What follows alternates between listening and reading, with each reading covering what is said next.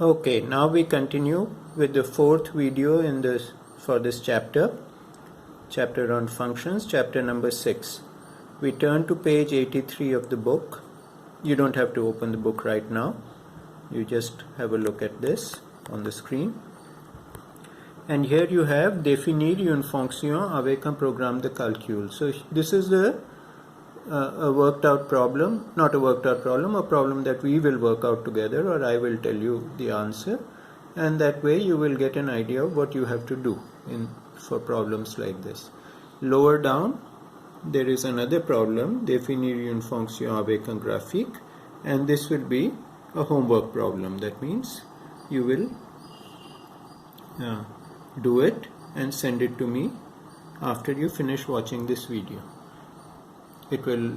This is again a very simple problem, so you will not be graded on this. We will start proper homework and grading for assignments when we start doing the problems proper from the book, from pages 86 onwards. Okay, so here they say définir une fonction avec un programme de calcul. It's not exactly a programme de calcul because you can also put it in equation form, but you will see it. Voici un programme de calcul. Choisir un nombre élevé au carré. Choose a number. Take the square of it. Subtract 4. Écrire le nombre obtenu. So choisir un nombre, that's the input. Écrire le nombre obtenu, that's the output. Here they show it in a machine form. Enter a number, élevé au carré, soustraire 4, nombre obtenu. So, vérifiez qu'en choisissant le nombre 4, on obtient 12. So that's very simple. We go here, we see, if we take, first we have to élever au carré, and then we have to soustraire 4. Okay, so let's go here, we get 4 carré moins 4, that is 16 minus 4 is 12. So this is vérifier qu'en choisissant le nombre on obtient 12. Quel nombre obtient-on lorsqu'on choisit au départ le nombre 7, le nombre moins 7?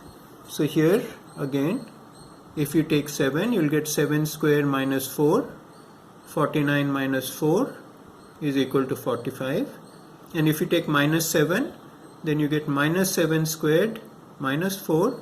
So you'll again get 49 minus 4 because minus 7 squared is equal to 49, and you get 45. Again you see this is a function because for 7 as well as for minus 7 you get the same value, but that is allowed.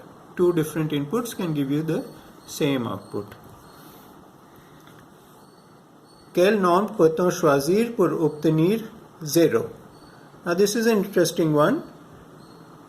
How now they want you to go in the opposite direction. If you choose 0 here, if you want to get 0 here, then what number should you put in?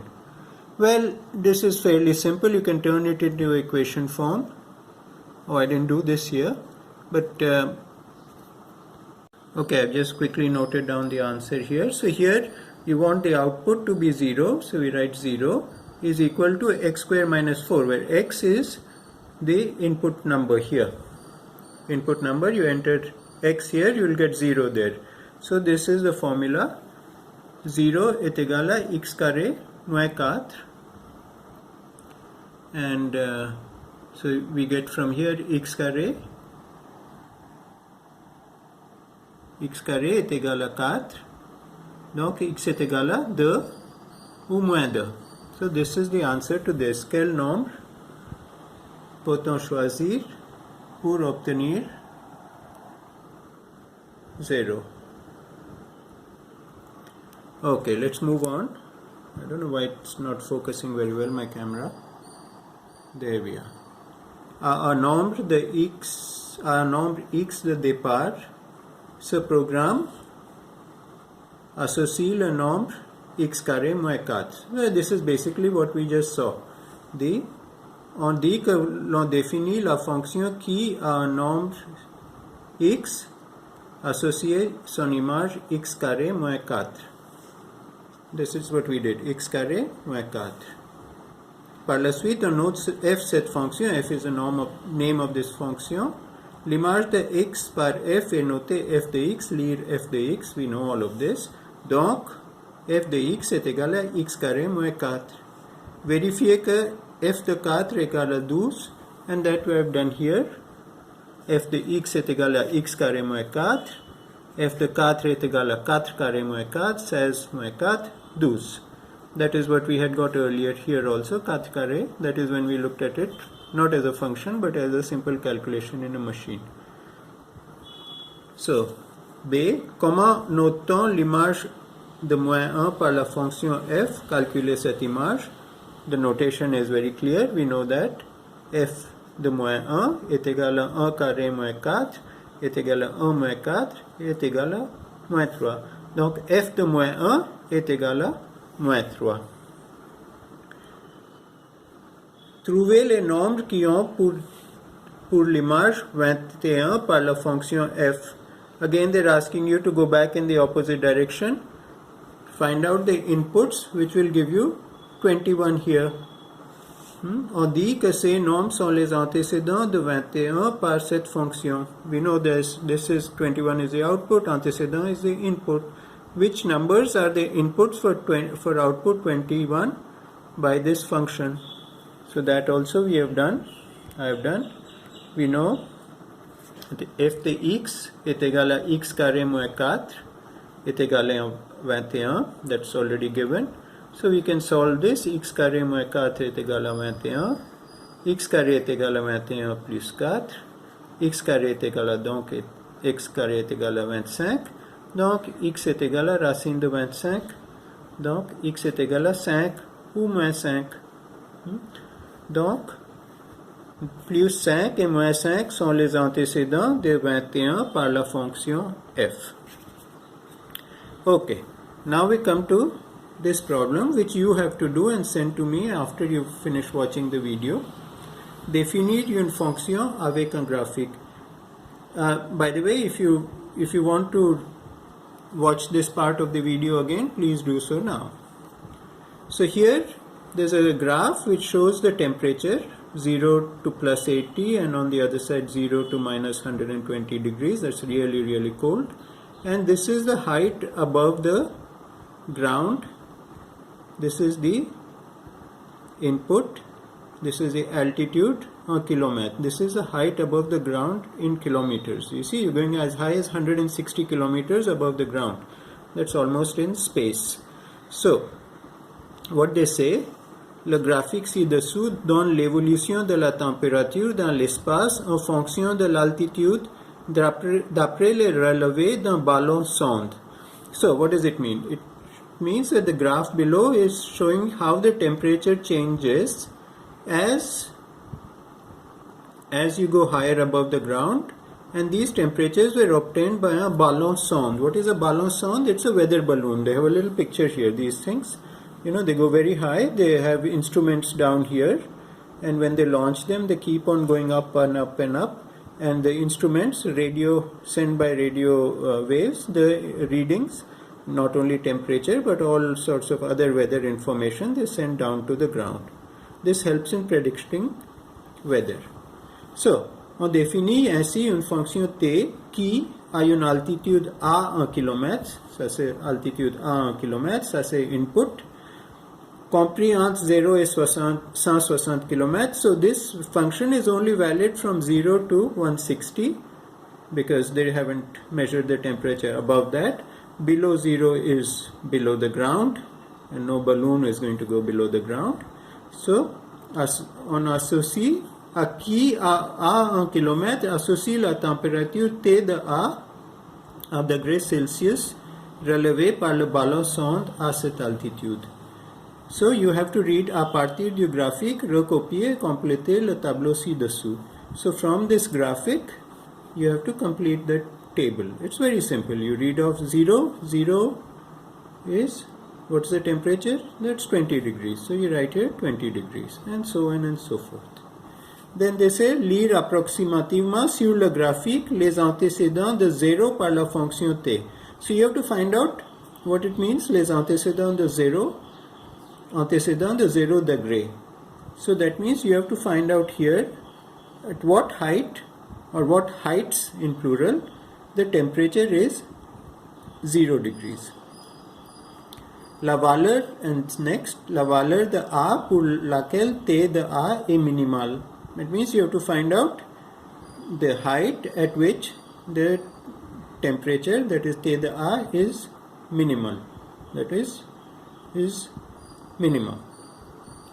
Interpréter les réponses à la question B pour la situation étudiée. So this say is very simple. What it says, les antécédents de 0 par la fonction T, is just a number, a few numbers you're giving me, but what it means is what I have exactly said, that these are the heights at which the temperature is 0 degrees Celsius.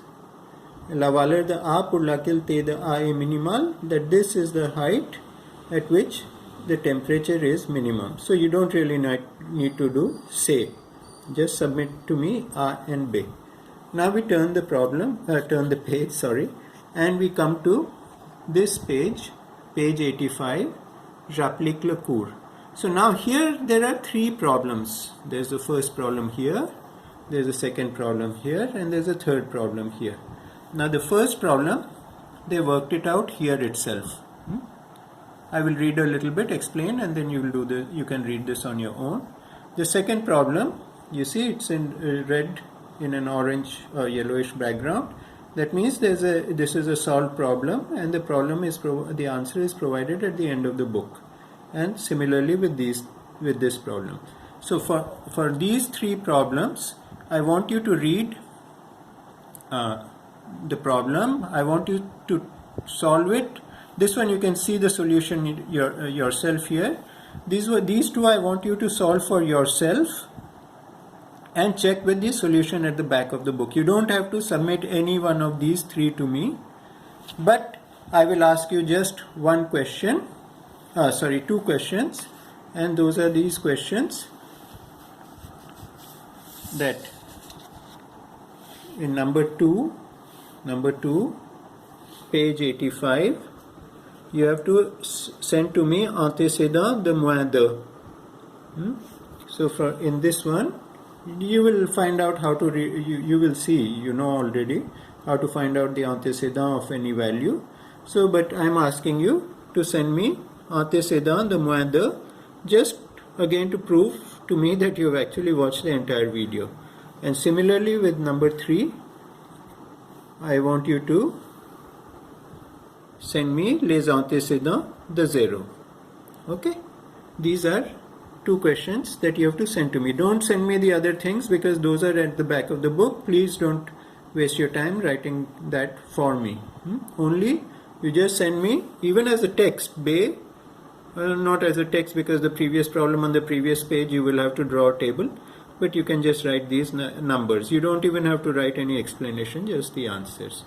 Okay, now we will come to this problem here, and I will just explain what it is about. Le graphique ci-contre représente la hauteur par rapport au sol à laquelle se trouve une cabine de grande roue en fonction du temps écoulé depuis que cette cabine a quitté le sol.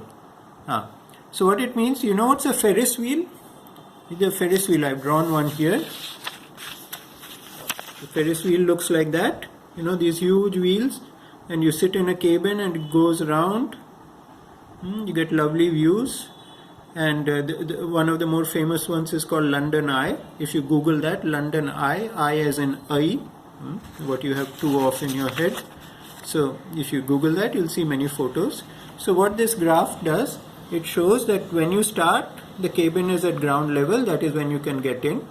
And as the time goes, this is 5 minutes, 10 minutes, 15 minutes, 20 minutes, 25 minutes, 30 minutes.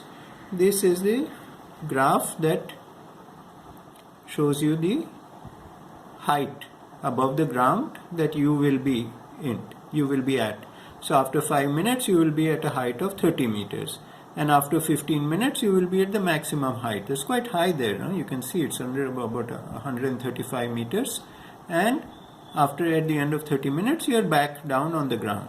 Okay, so they ask a number of questions here, and they tell you how to solve these problems. They even draw arrows how to read it if you want to go in the opposite direction. And once you understand how this is done, you will have no problems with doing these two either. In any case, I don't think you'll have any problem. So this is where I stop this video. I think this will be the last video for this chapter. After this, we will start doing problems the normal way. I will give you problems. Those problems will be graded. All of this until now is not going to be graded. It's only to make sure that you are understanding and actually watching the videos. I might do short videos later on if I find that in the homework I gave there's some problem that all of you got wrong or many of you got wrong, and I have to explain how to solve it. It might be simpler for me to make a short video to explain that rather than type it all out as I have done in the past. So this is what I want you to do. Just to recap, I want you to, this is page 83, I want you to send me this table and answer the questions in part B, forget part C here, and then you come back here, and this is the one. In this one I asked you to find out les antécédents de, and in this one, number 3, page 85, I asked you to find les antécédents de 0. Okay, this is Kim Da signing off.